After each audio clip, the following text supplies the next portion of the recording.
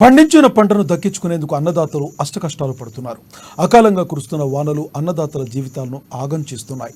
పంట చేతికి వచ్చిన సమయంలో వర్షం పలు కావడంతో రైతులు లబోదిబోమంటున్నారు. నిజామాబాద్ జిల్లా వ్యాప్తంగా భారీగా ఈదురుగాలులతో కురిసిన రాళ్ల వానతో రైతులు నష్టపోతున్నారు.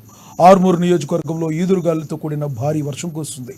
రాళ్ల వానకు ధాన్యం కుప్పలు తడిసిపోయాయి. అంతేకాకుండా ఆర్మూరు మండలం కురిసిన వర్షానికి ఆరబోసిన ధాన్యం తడిసిపోయింది. దీనికి రైతులకు భారీగా పంట నష్టం జరిగింది. అటు కొనుగోలు కేంద్రాల్లో కూడా ధాన్యం ఆరబోసిన రైతులు ఆందోళన చెందుతున్నారు.